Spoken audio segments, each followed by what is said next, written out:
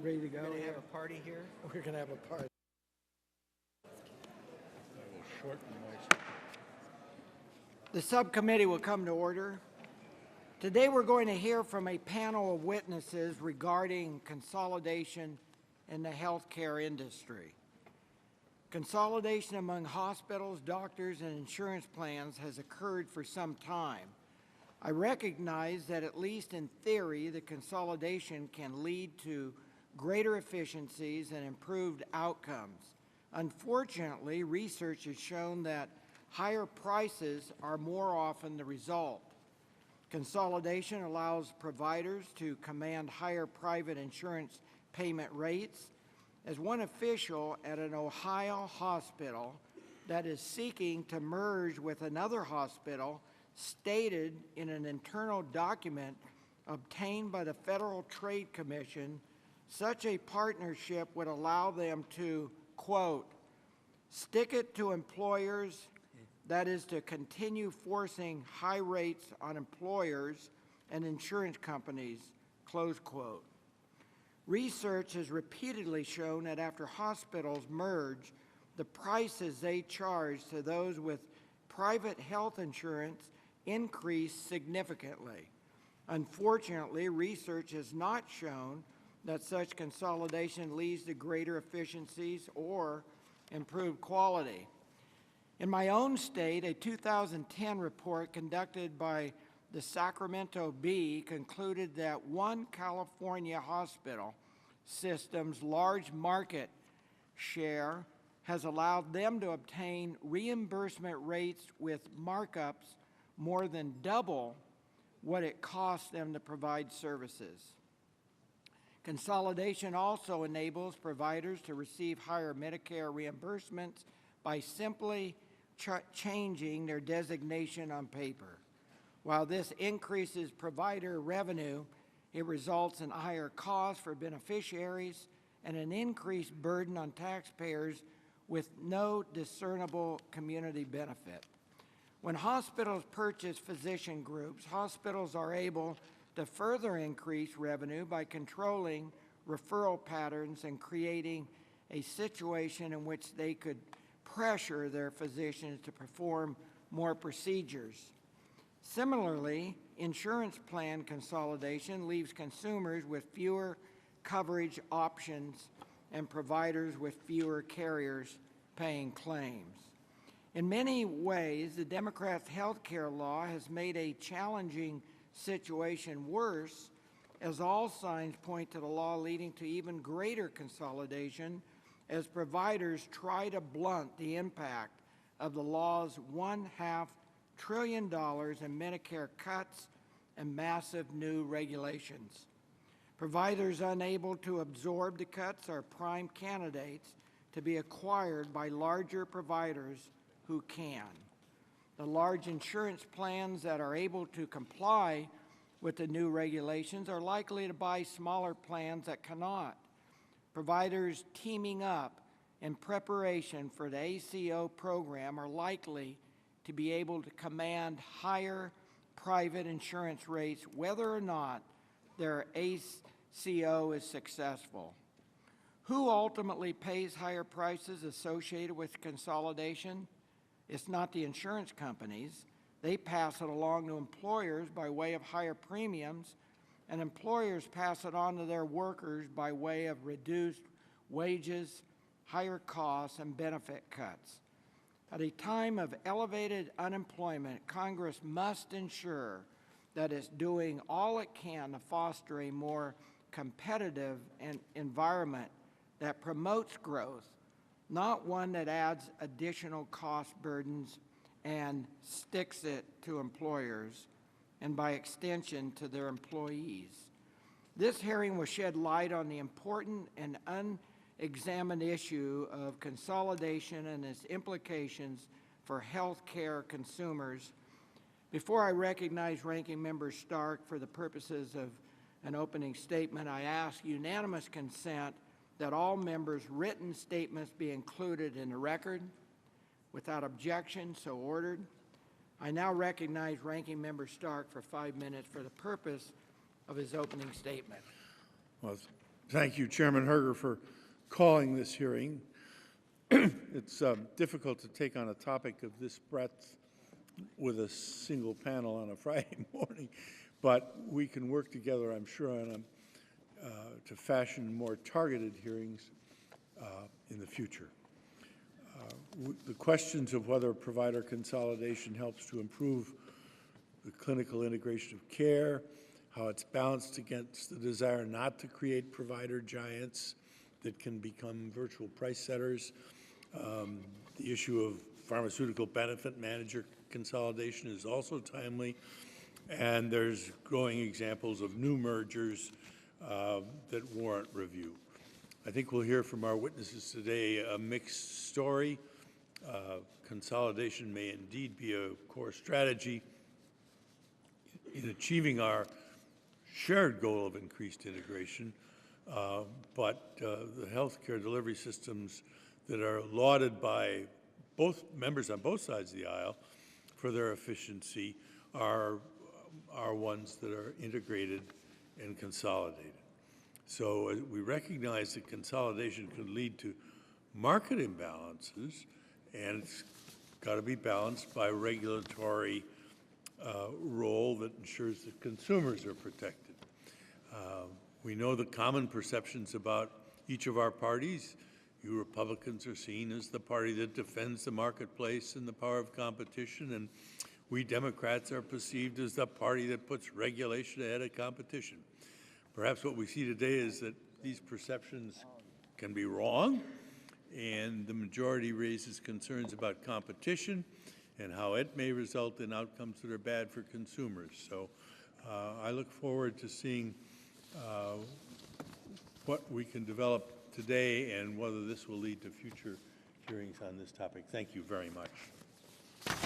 Thank you. Today we are joined by 5 witnesses who would discuss the effects of consolidation in the healthcare industry, from overall healthcare spending to the impacts at the local level.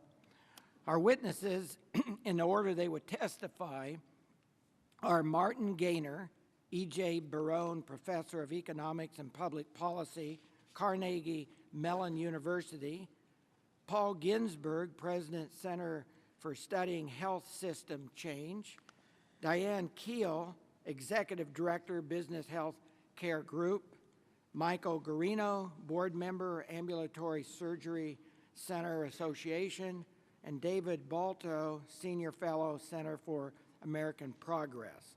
You'll each be recognized for 5 minutes. Mr. Gaynor, if you'd kick things off. Thank you very much, Chairman and committee members, for giving me the opportunity to address you on this very important topic. Healthcare, as we all know, is a very large and very important industry. There's been a tremendous amount of consolidation in this industry, and this represents a serious problem. Let me talk about consolidation. I'll start with hospitals. We know a great deal about consolidation among hospitals. Most hospital markets in the U.S. are now highly concentrated markets, meaning that market shares are concentrated in the hands of a very small number of hospital firms. With regard to physician services markets, we don't have nearly as much information. There is some information indicates physician practices have been growing in size, and some information from California that shows very highly concentrated physician practice markets.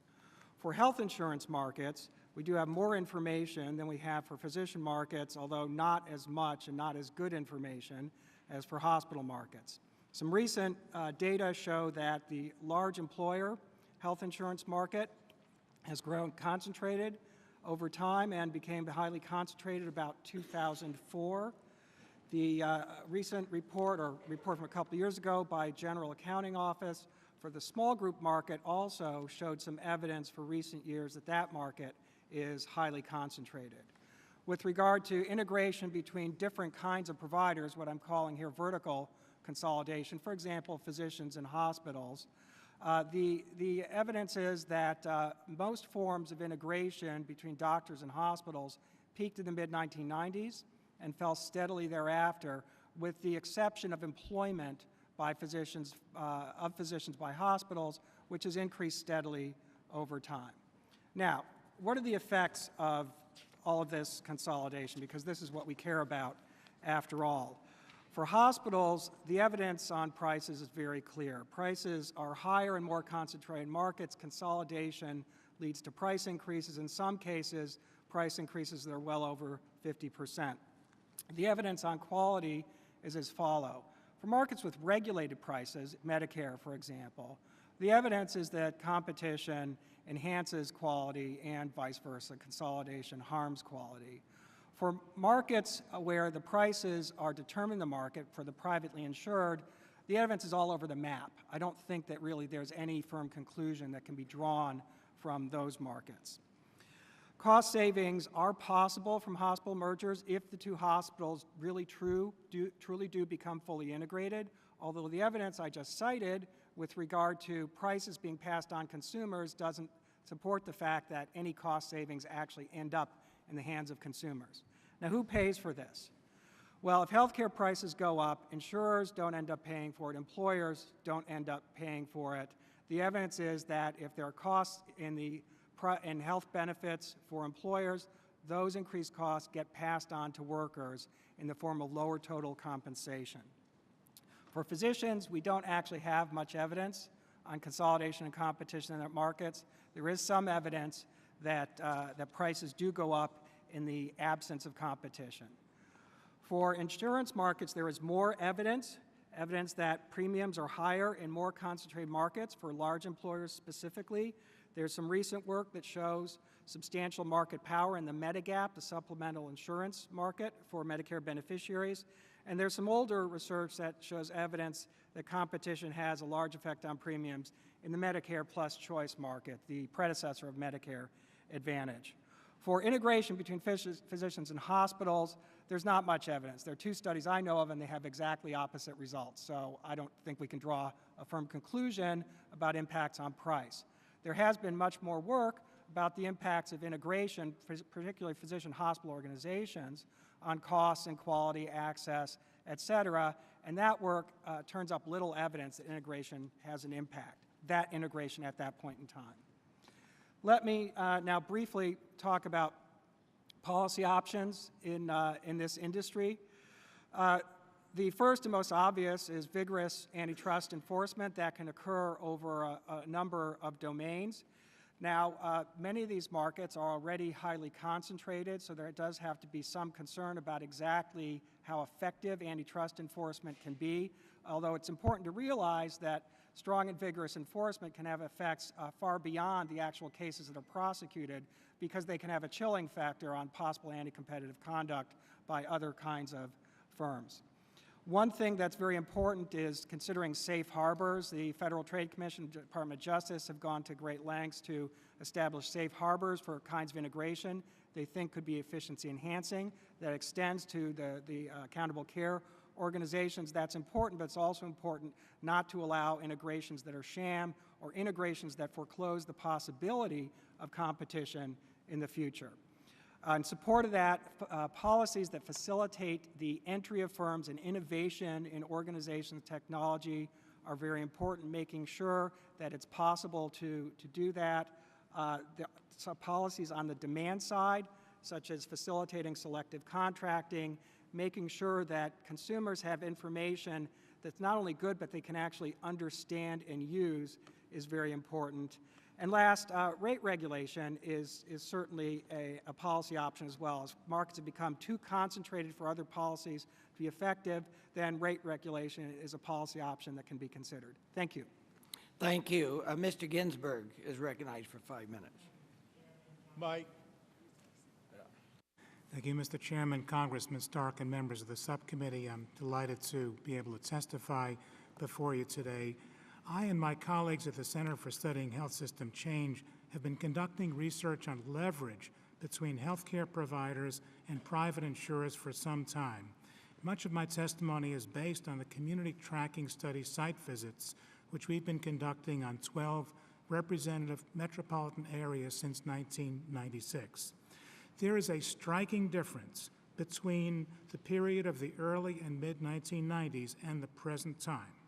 In the 1990s, health plans were able to pressure providers to accept lower payment rates and assume financial risk for patient care. It was a time of rapid growth of managed care enrollments, and employers supported relatively restrictive provider networks.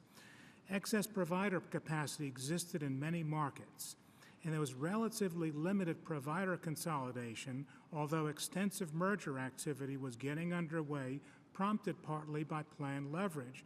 Many of these mergers were challenged unsuccessfully by the Federal Trade Commission. Premium increases were very small. In fact, they got close to zero in the mid-1990s. Contrast, at the present time, we see substantial provider leverage, and higher prices have been a more important driver of spending trends recently than volume growth. We see a pattern of very extensive variation in prices paid by private insurance as a percentage of Medicare rates, both by market and by provider within the market. Some hospital rates are 4 times Medicare payment rates. What has changed? Well, part of the story is increased provider consolidation, both through mergers and also by attrition of weaker providers. But the managed care backlash of the late 1990s led to demands for broad provider networks, and employers have knocked back plans and showdowns with providers over payment rates. Now we have the notion of must-have providers, providers who have a reputation for quality, who have a geographic niche or a very large part of the market, are able to get much higher rates from insurers because of the inability of insurers to exclude them from networks. I want to say a few things about this recent development of hospital employment of physicians. This has developed very rapidly. In some communities, a large majority of physicians are employed by hospitals. Some have perceived this as a step to prepare for delivery reform, accountable care organizations, and bundled payments, but the trend toward hospital employment started before the name ACO was even coined. My perception is that these employment is predominantly to garner more patient referrals, expand hospital specialty service lines, and increase market power with providers. This is a highly attractive strategy today under volume-driven fee-for-service financing. It's also a potential asset for integration, but to do that, hospitals would need to rework the compensation incentives that are now focused on volume. Hospital employment physician is causing rising prices because hospitals can negotiate higher payment rates for physicians than small physician practices can, and the differences are very large. It may even permit higher prices for hospital services. Also, there's an impact on Medicare and its beneficiaries in the facility charges that begin when physicians become parts of hospital outpatient departments. Now, there are both market and regulatory approaches to address provider leverage. The market forces work by engaging enrollees in selecting providers on the basis of price and quality. And some employers have adopted benefit designs to do this, and some evidence is that the poor economy has contributed to this increasing interest. But provider ability to resist the tiered designs by refusing to contract is a serious barrier. There are things that government can do to support market approaches. One is the development of methods for measuring value that will be credible to both providers and to consumers. Also, government can limit provider contracting practices that interfere with cost-conscious choices by enrollees. Changing the tax treatment of employee health benefits is another option. There's a major question about how effective market approaches can be, because some markets are already too concentrated, and consumers did not react well to some of these approaches in the late 1990s, and we need to know how they will react to better conceived approaches today. If market forces do not work, regulation should be considered. It could come in the form of rate review or rate setting by a public entity, most likely at the state level. And it could take a loose form like a limits or review triggered by high rates in relation to Medicare, or it can be a much more structured system. The key is to designing such interventions so that they foster or accommodate payment reforms or innovations. Thank you very much. Thank you. Ms. Diane Keel to testify. Thank you. Good morning, and thank you, Chairman Herger, Ranking Member Stark, and committee members for the invitation to speak to you today. I am here representing the Business Healthcare Group of Southeastern Wisconsin, serving as their executive director since 2004. We are a progressive and very active employer-based healthcare coalition. We represent over 1,200 employers, including Fortune 500 companies. I have submitted my full statement to the committee, which I ask be made part of the hearing record. I encourage you to review my written testimony for details about my organization's efforts and other healthcare initiatives in our state, as well as a thorough explanation of provider consolidation in our market. I have spent 41 years in the healthcare field, both as a clinician, I'm a registered nurse and clinical lab technologist, and as an executive and business owner assisting employers in managing healthcare costs. I also serve on numerous healthcare organizations, boards of directors, as well as various steering committees dedicated to payment reform and delivery reform. When I started my healthcare career many years ago, healthcare was available based on community need, which minimized costly infrastructure. I'm sure many of you remember a time when hospitals specialized in specific high-cost services, and we had a virtual center of excellence care delivery model. As we are all aware, things are very different today. With the current reality of extensive vertical integration of healthcare providers, most services are duplicated at every system in our region. The emphasis is now on keeping the patient in the system's revenue stream and controlling processes. In my written testimony, I mentioned that our remaining 21 full-service hospitals have consolidated into 6 systems in our 6 major counties. But I'd like to clarify that no county has 6. 2 counties have 4, the others only have 2.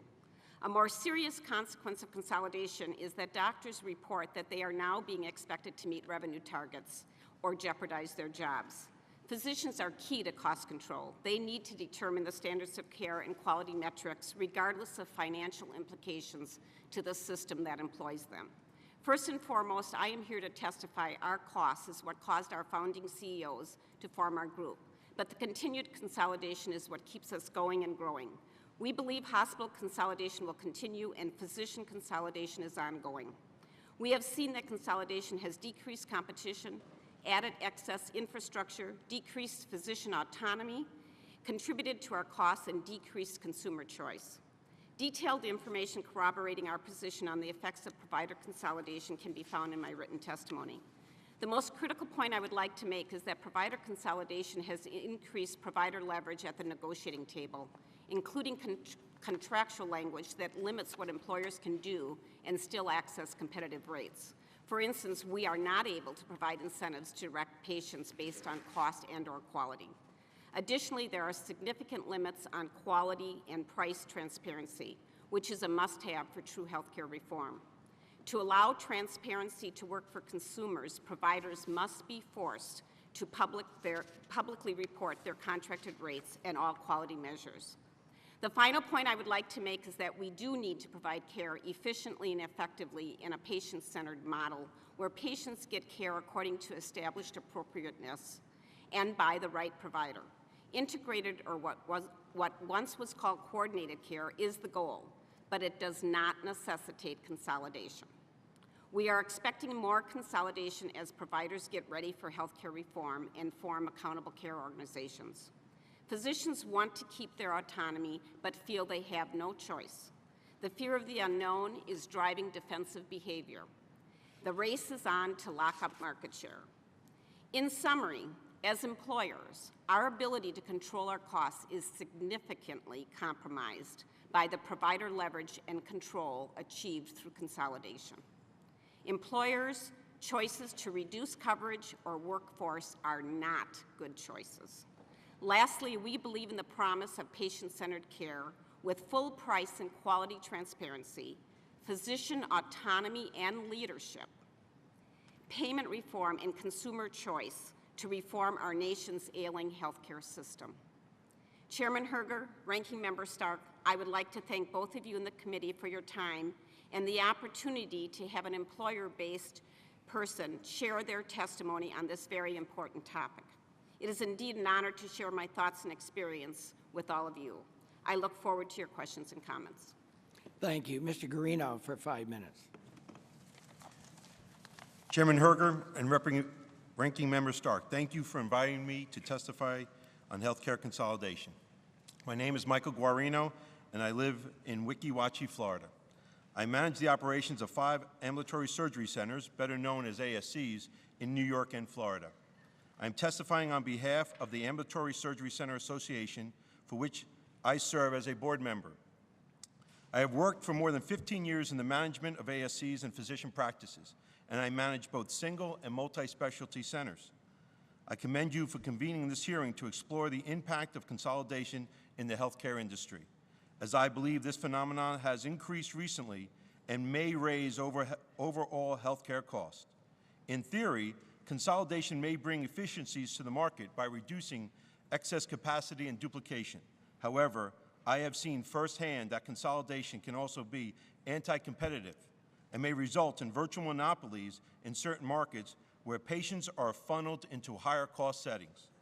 Surgery centers are healthcare facilities that specialize in providing essential surgical and preventative services in the outpatient settings. Surgery centers have transformed the outpatient experience by offering a convenient, personalized, lower-price alternative to hospitals. With approximately 5,300 Medicare-certified facilities, surgery centers perform more than 25 million procedures each year, which constitutes nearly 40% of all outpatient surgeries nationwide. As you may know, on average, Medicare now pays surgery centers about 56% of the hospital outpatient department payment rate for providing identical services. For instance, a hospital receives almost $2,000 reimbursement when a knee scope procedure is performed, while a surgery center only receives nearly $1,200 for the same service. This means surgery centers are an enormous source of savings to the Medicare program, cutting costs for the program by approximately $2.5 billion a year. We stand ready to work with Congress to reduce Medicare outpatient surgery costs even further. For example, if just 50% of the cases performed in a hospital setting that are eligible to be performed in a surgery center were moved to the surgery center, Medicare would save an additional $20 billion over 10 years. But there is a flip side to this growing disparity in the payments that surgery centers and hospitals receive. Just 8 years ago, surgery centers were paid 86% of the hospital rate. As that rate has slipped to 56%, there is now a growing payment incentive to treat these patients in the hospital. Indeed, we are now starting to see a number of hospitals acquiring surgery centers and converting them into HOPDs.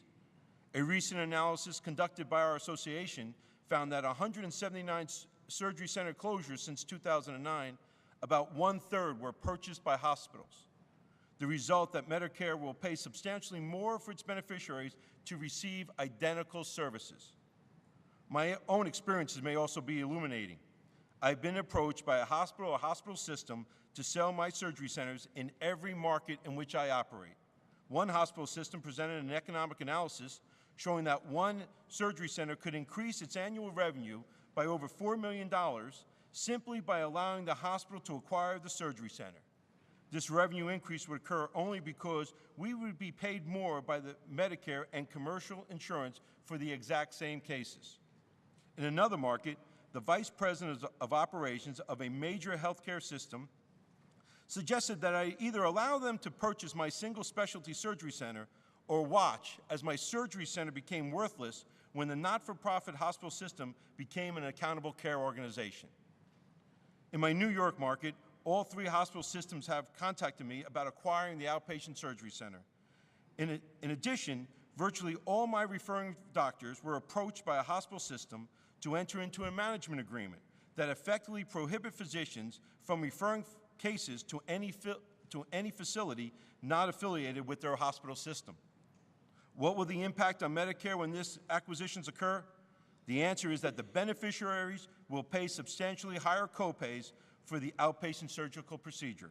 For example, a beneficiary's copayment for cataracts would soar from little less than $200 to if received at the procedure at a surgery center, to nearly $500 for the exact same service, instead provided at a hospital. Similarly, the price of Medicare would pay for colonoscopy and biopsy would nearly double from $370 to $647. What should be done about this phenomenon? Congress has the obligation to ensure that the proper incentives to provide high-quality care at the most economical price. Among these key areas that should be addressed: implement transparent quality and cost-sharing reporting across settings to better inform patients about their treatment options. Ensure that ASC payment updates keep pace with the updates from the same services provided in hospitals. Surgery centers and hospitals confront the same inflationary challenges of hiring and retaining nursing and purchasing medical supplies. Provide rigorous oversight of accountable care organizations to ensure they do not hinder competition and lead to higher costs. Once again, thank you for inviting me to participate in this hearing. Thank you. Mr. Balto for 5 minutes. Thank you, Chairman Hager, Ranking Member Stark, and the rest of the committee. I'm David Balto, a senior fellow at the Center for American Progress. My testimony today is based on over 15 years as a government antitrust enforcer at the FTC and the Department of Justice, and my experience as a public interest lawyer representing consumers and other groups. I have a simple message for you today. I applaud you for holding this hearing. Concentration in any market is certainly problematic, definitely in the healthcare market, and antitrust enforcement plays an important tool here. Let's start off with health insurance. Unfortunately, because of a complete lack of health insurance antitrust enforcement, almost all health insurance markets in the United States are heavily concentrated. You know the results of that. You heard about it in the last congressional session: skyrocketing premiums, consumers harmed by egregious and deceptive conduct by health insurance companies. Fortunately, Congress has enacted the Affordable Care Act, which gives us tools to go and help to deal with some of these problems. I know not all of you voted for it, but watch and see. I think it's going to be effective in grappling with many of these problems. Fortunately, the new antitrust enforcers at the Department of Justice have set a line in the sand and simply said no more consolidation when it comes to health insurance. And they've gone after anti-competitive practices that stop markets from performing effectively, and that's really important. Now, an area where the antitrust enforcers have been asleep at the switch are pharmacy benefit managers, which play a crucial role in managing drug benefits. 2 of the 3 of them now plan to merge, Medco and Express Scripts.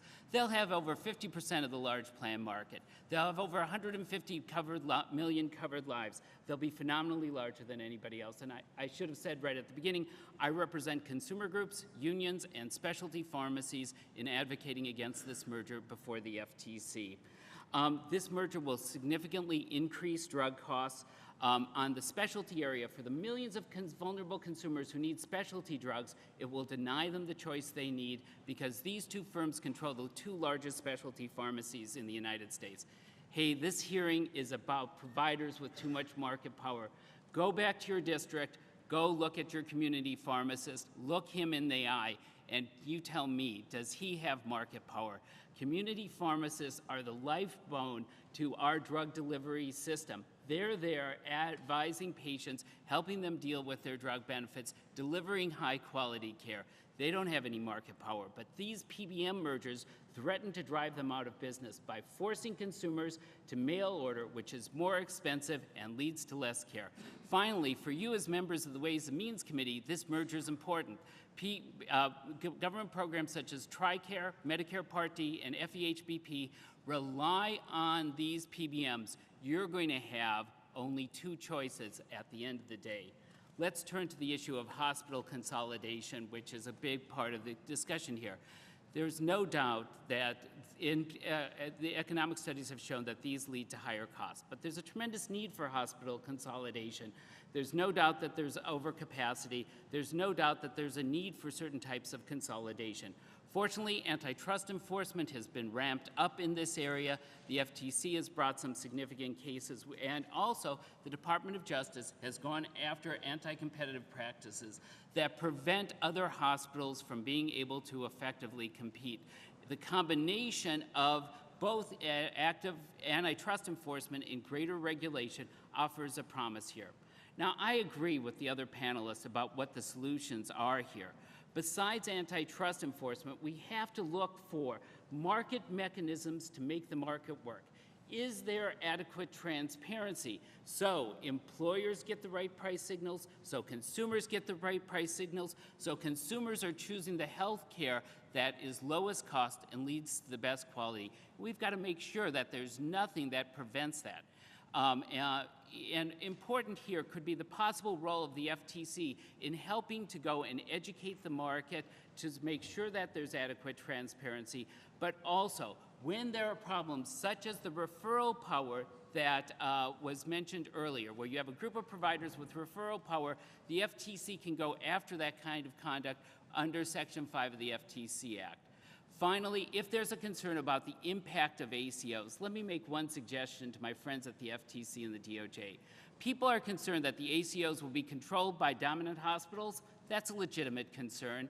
It's time for the FTC and DOJ to adjust the antitrust standards so doctors can get together and form ACOs that are competitive to the ACOs that are controlled by the hospitals. Unfortunately, the standards the FTC and DOJ have been applying are too strict in this area. My testimony ends with several other suggestions for revitalized antitrust enforcement, and I appreciate the opportunity to appear before you today. Thank you. Mr. Gaynor, research indicates that provider consolidation results in higher prices. Who ultimately pays up paying these prices? Thanks for the question. The folks that ultimately end up paying for that are folks who have employer-provided health insurance. There's a lot of research evidence that shows that if health benefit costs for employers go up, those costs get passed on to workers, either in the form of lower pay or pay increases that are lower than they would otherwise have gotten, greater cost sharing for health insurance, or reduced benefits for health insurance, including, in some cases, elimination of the provision of health insurance entirely. Mr. Gaynor, again, generally speaking, does consolidation result in improved quality of care or increased efficiency? And please explain. Consolidation has the potential to, but I think Dr. Gaynor had mentioned the literature, and I don't want to paraphrase him wrong, but I think that there's no evidence of a consistent pattern. Is that correct?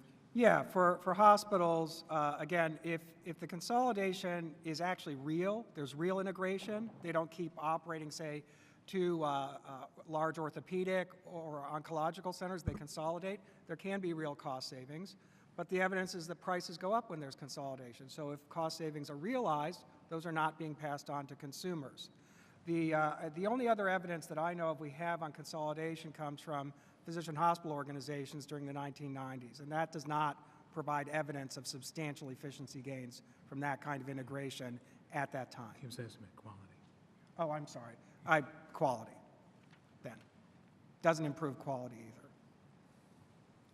Thank you. Mr. Greeno, the difference in Medicare payment for the same procedure when it is done in an ambulatory surgical center versus a hospital outpatient department is striking. Can you walk through an example for a specific procedure so that we are clear on the discrepancy and the cost implications for beneficiaries and the taxpayers who largely fund the Medicare program?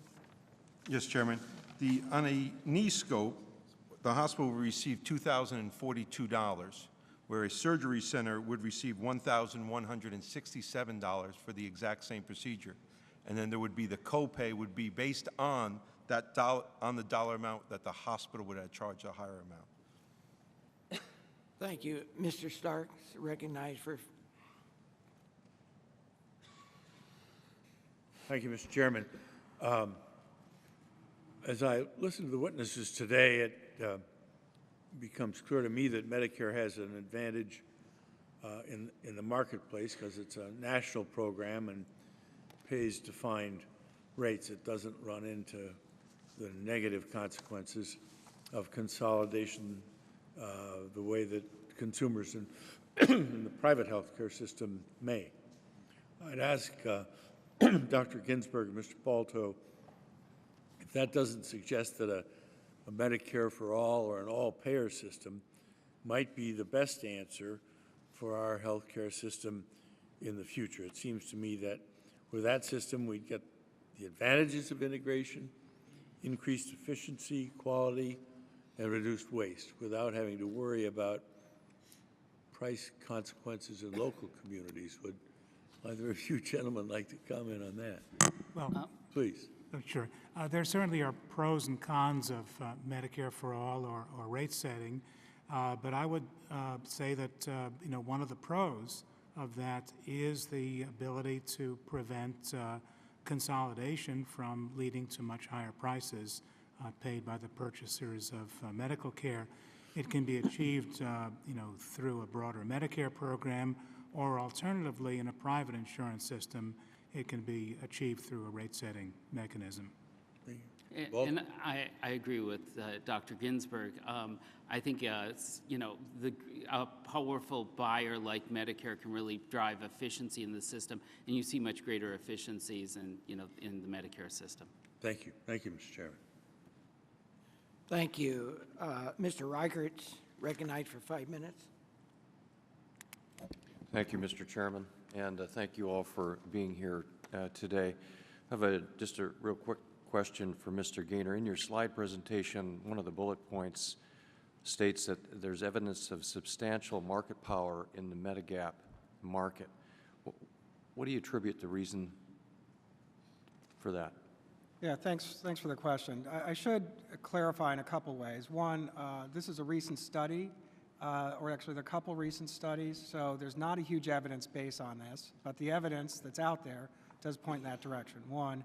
Two, there are a small number, or I should say rather, that market is dominated by a couple large insurers, and that's probably the reason for that. What's the impact on Medicare Advantage then? Is part of the increase to Medigap market the cuts to Medicare Advantage? Seniors maybe moving to that market? Or is it just because we have these two large organizations that have consolidated?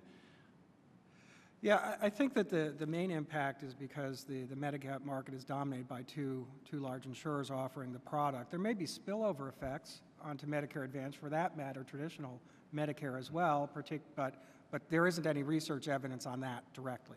AARP's role in advertising have anything to do with increased Medicare? It could, but I'm not going to speculate. Their special label might have some impact there, you think? Well, I don't have specific knowledge about that, but the evidence that I'm referring to did say that that brand name had a lot to do with that, without referring specifically to AARP, to be clear. Yes, sir.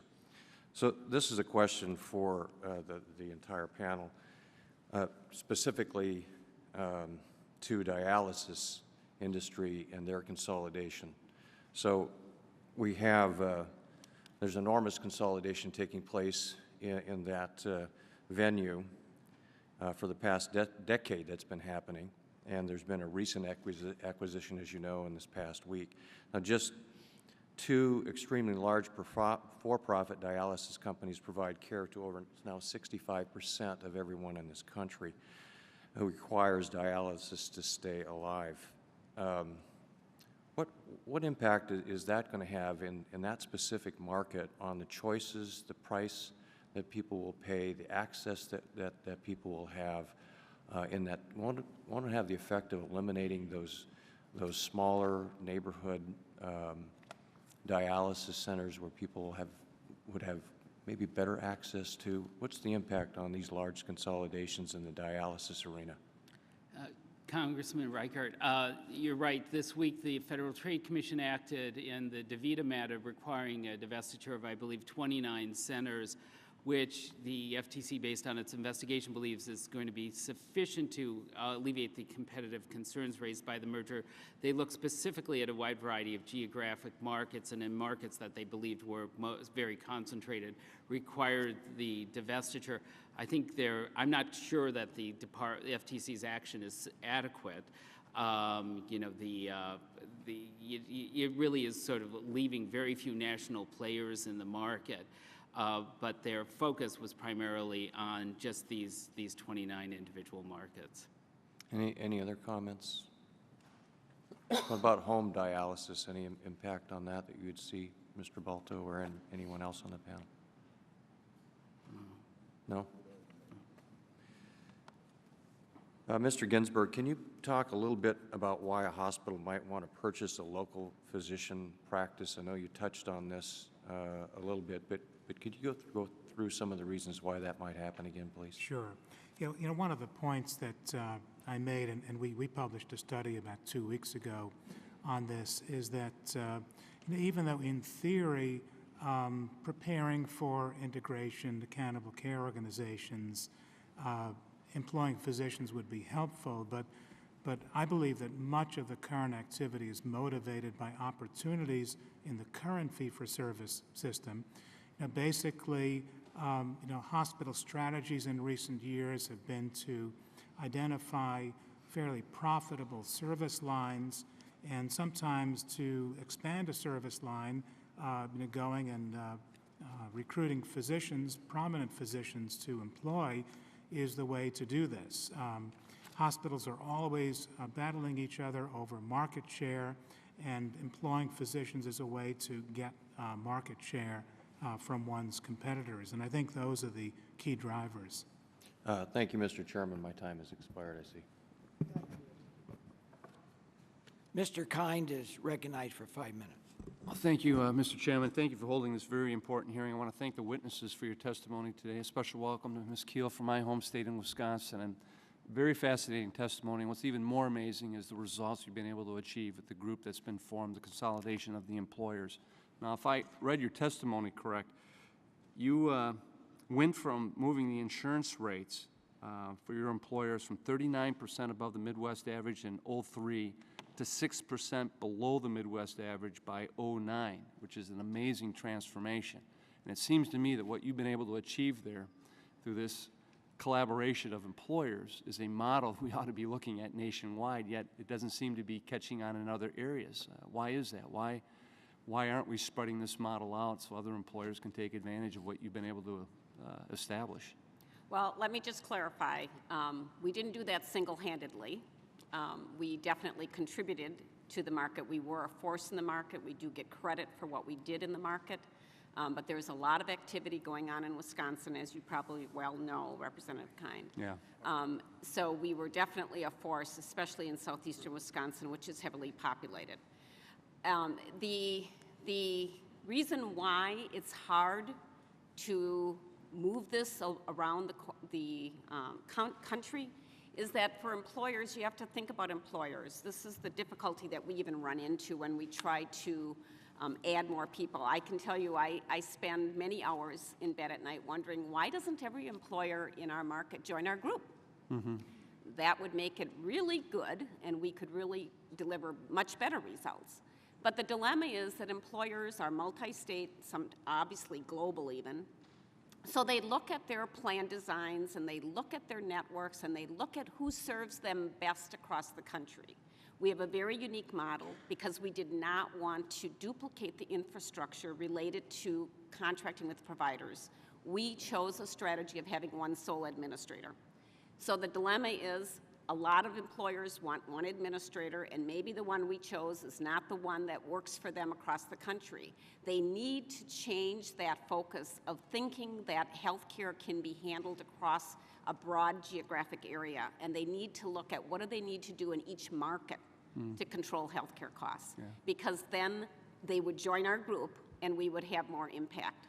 Let me ask you another, because our time's limited in that. And I know my colleagues get tired of me talking or bragging about what's going on in Wisconsin, but there are a lot of unique things that we should be talking about to take nationwide. The Wisconsin Collaborative Healthcare Quality that you referenced in your testimony. This was voluntary collaboration of healthcare providers joining forces in order to establish quality measurements to determine what works, what best practices, protocols of care that they're sharing amongst each other. The Wisconsin Health Information Organization, the ability, public-private partnership to collect the data for greater transparency in the marketplace too. Things that I think virtually all of you were touching upon. But as we go forward with this super committee over the next couple of months, looking for long-term deficit reduction to deal with the structural problem that we're facing, obviously healthcare costs is the major item. If we don't get a grip on the rising healthcare costs, virtually anything else we do really isn't going to matter. And so there are three options, the way I see it, that we face. We can either go after the providers, asking for deeper cuts, and even though there are some already in the Affordable Care Act, more would be asked. Start shifting costs to the beneficiaries. And given the state of beneficiaries today, that's not a very pleasant option. Or we can change the way we pay for health care in this country. And that's something that's being worked on right now under the Affordable Care Act, changing the fee-for-service system to a fee-for-value or a quality-based reimbursement system. How important do you think that will be as far as the overall health care system is changing how we pay for health care in this country and getting away from these volume payments to payments based on results, quality, or value? Ms. Keel? Well, I actually think it's very important, but it's also very difficult.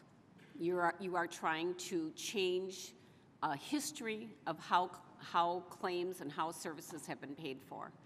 And the administrators or the carriers across the country, they have mega systems of IT that is not going to be able to turn on a dime. So it's going to take a long time, I think, to do this in an efficient way.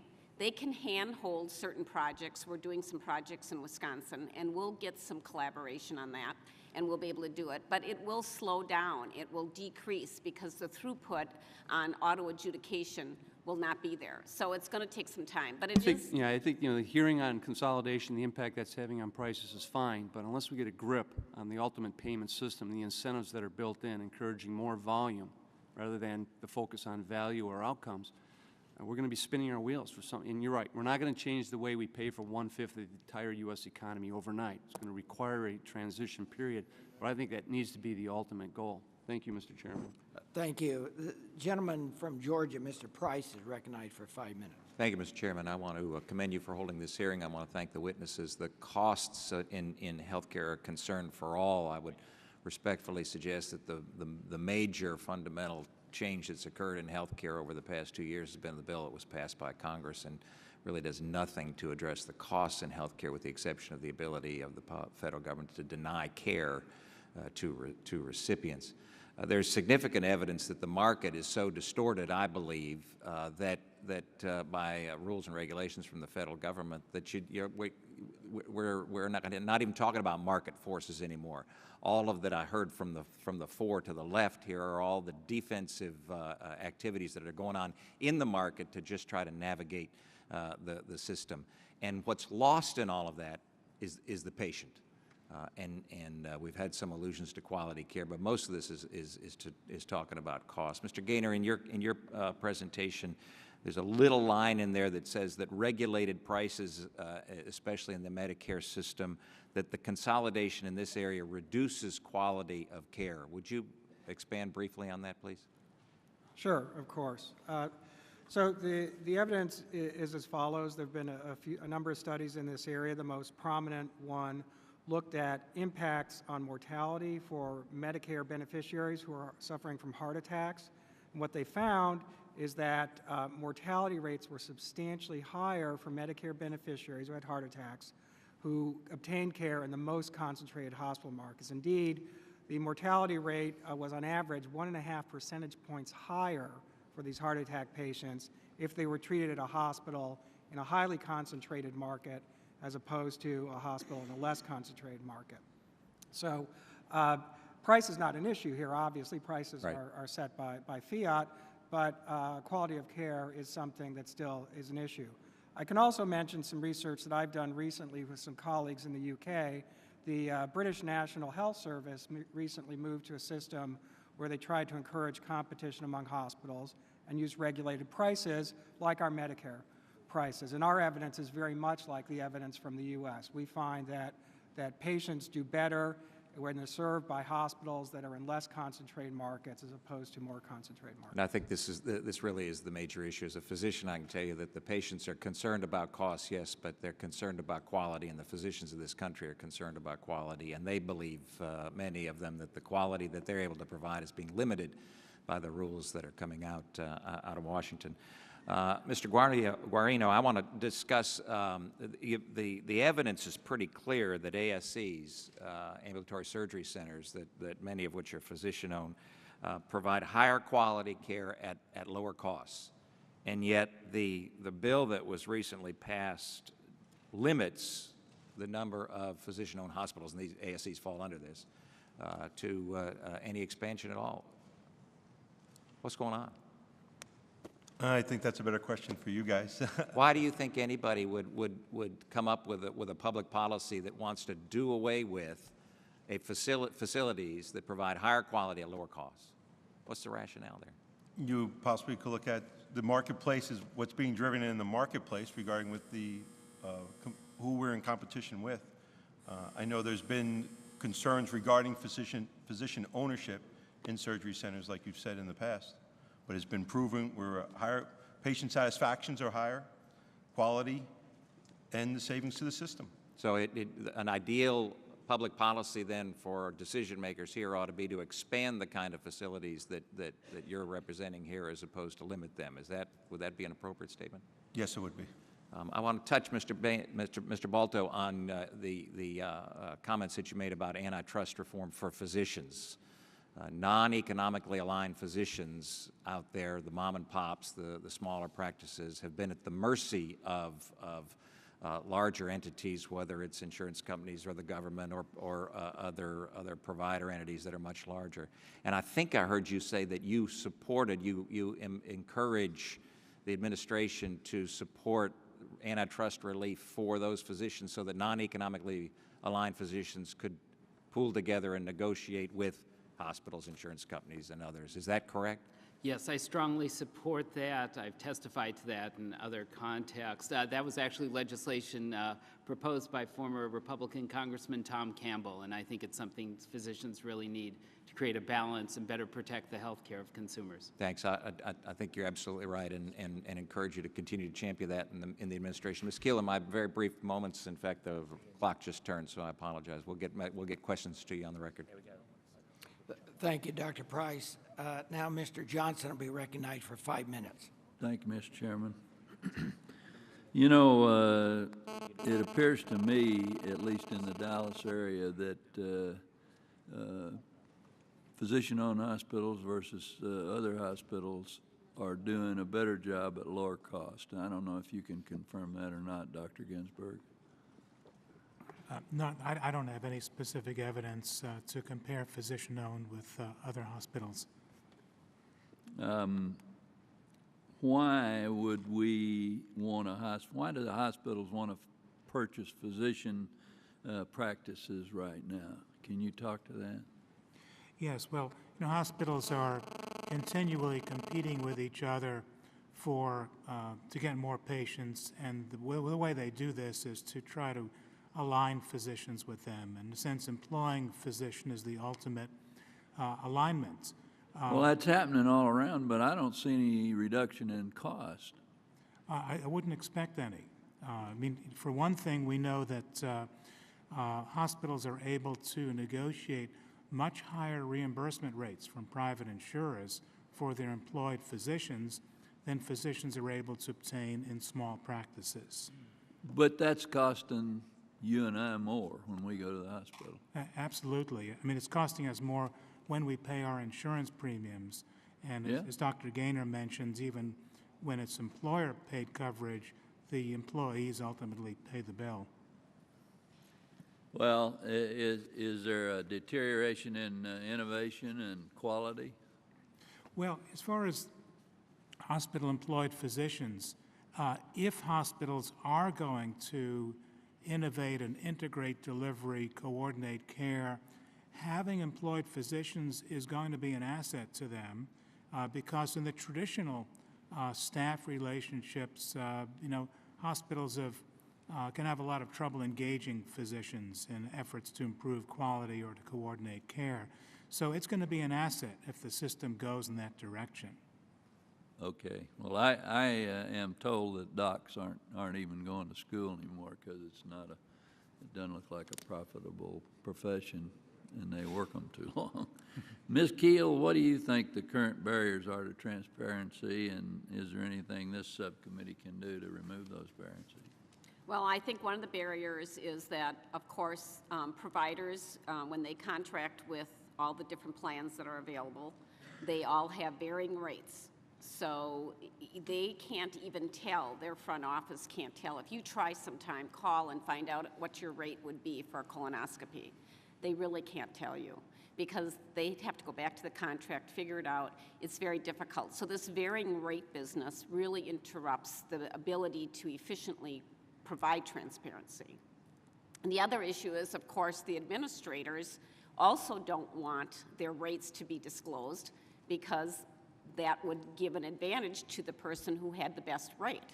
This is why we believe that providers should be in charge of setting what they want to charge for something, meaning they should decide what they can afford to charge for something, and they should compete with each other versus competing at a network level where the consumer really has no ability to impact that. So are they going to call a company and first ask them, do you offer a health benefit plan that has the best prices in the market?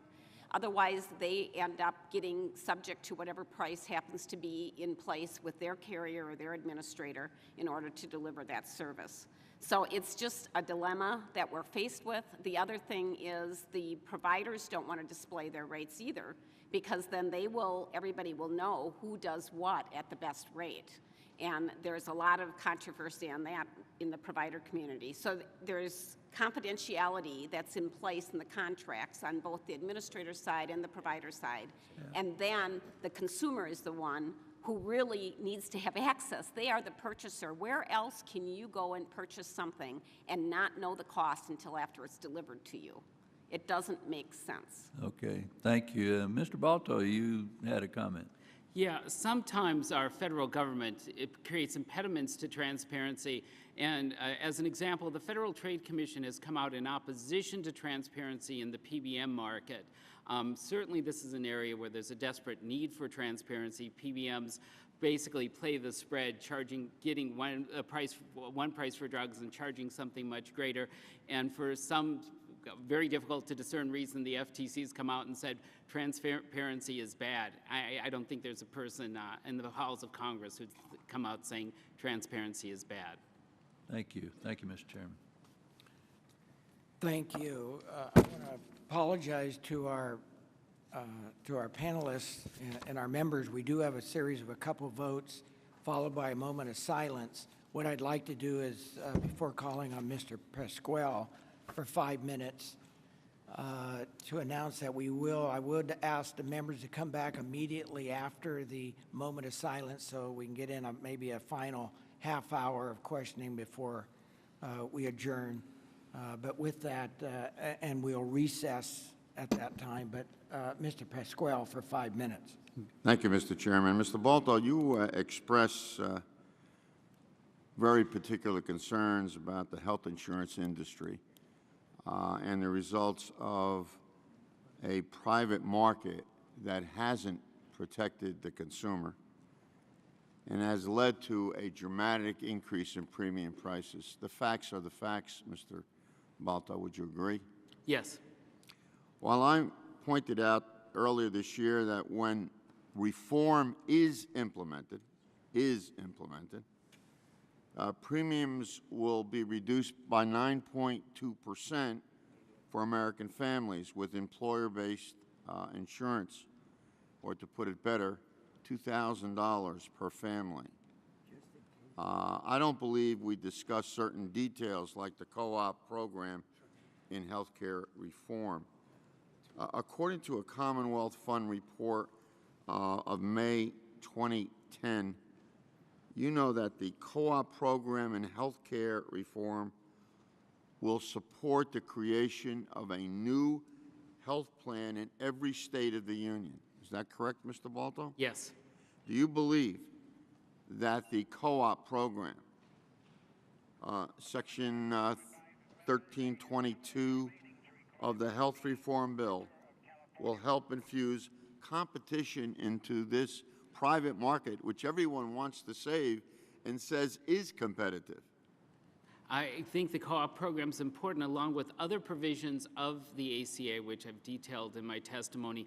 It's going to provide greater transparency. It's going to force the insurance companies to compete at a level that they haven't had to compete up until now. Do you think there is more that the federal government can do, that we could do, to protect the consumer and promote competition in the health insurance market?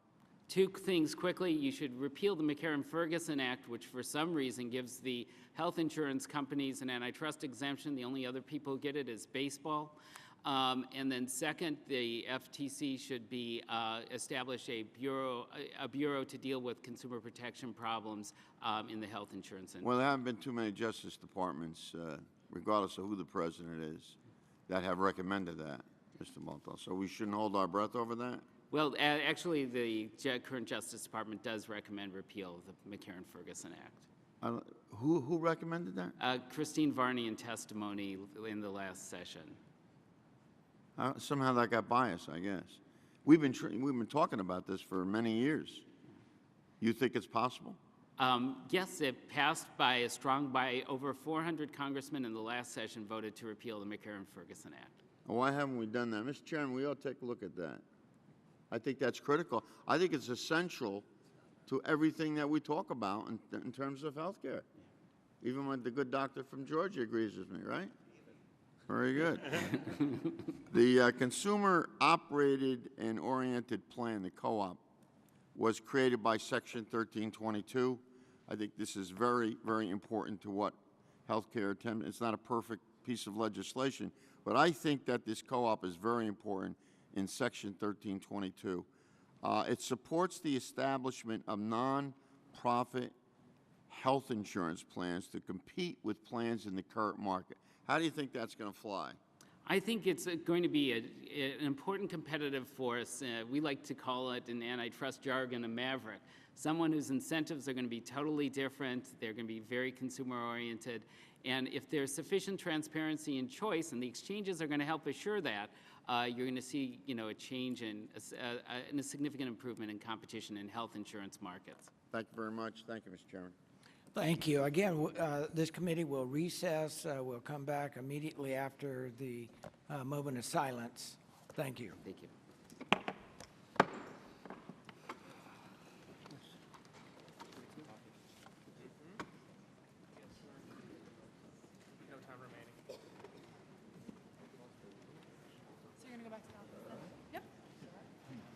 No, I'm going to vote. And then, that's what I mean, after that. I might go to this secret meeting we're having on the threats. Oh, okay. How are you? You okay? Busy? That's right. Good, good, good. How do you think we're doing on Ticketmaster? Did we give them a little religion or not yet?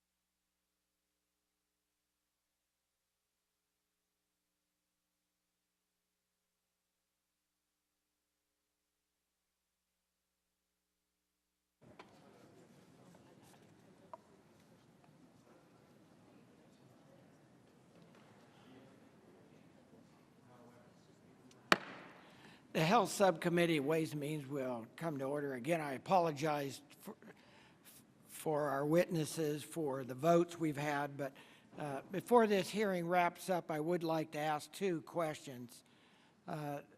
Dr. Gaynor, when plans, hospitals, or other brick and mortar providers exit a market, it generally puts upward pressure on the prices consumers pay for health care. Are these higher prices transitory or a permanent issue for the consumers? Once prices go up, they stay up. Their price increases are not rescinded. So price goes up this year, it's going to stay high next year, the year after that, and so on. If a hospital or physician practice acquired market power, nothing changes that market power, they will continue to charge high prices. So do hospitals re-enter the market, or do consumers just have fewer choices? When hospitals exit, they don't re-enter the market.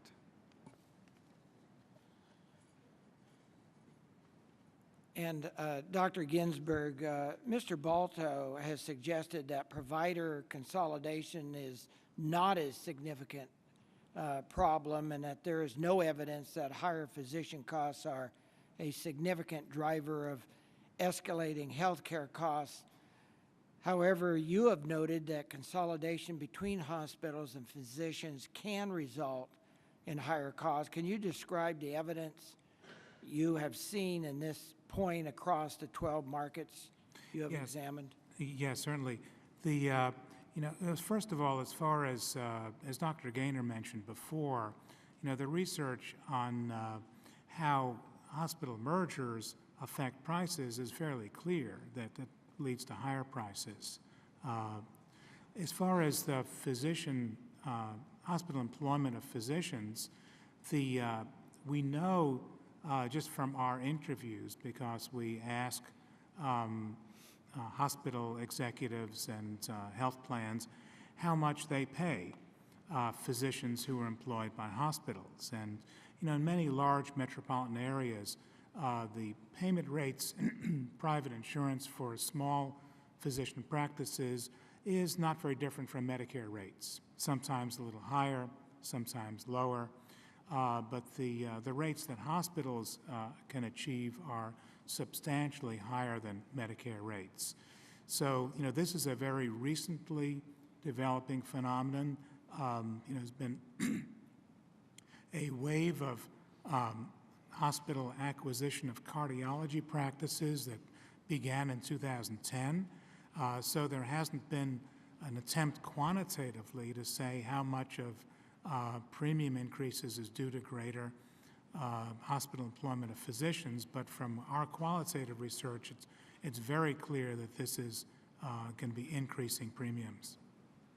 Thank you very much. And I'd like to ask unanimous consent to enter into the record a new RAND Corporation study released yesterday that shows hospital consolidation, not insurance consolidation, as a leading driver in higher health care prices. Without objection, so ordered. Again, I want to thank each of our witnesses for your testimony and for your insight. Your participation was integral in helping us understand the history of consolidation, its current trends, and its implications. The issue of consolidation warrants this subcommittee's attention, as all healthcare cost drivers need to be closely examined, especially in this challenging economic and budget environment. While I believe that market approaches hold great promise for improving the situation, my intent is to use the information we learned from this hearing as a starting point for further assessment of the consolidation issue. As a reminder, any member wishing to submit a question for the record will have 14 days to do so. If any questions are submitted, I ask that the witnesses respond in a timely manner. With that, the subcommittee stands adjourned.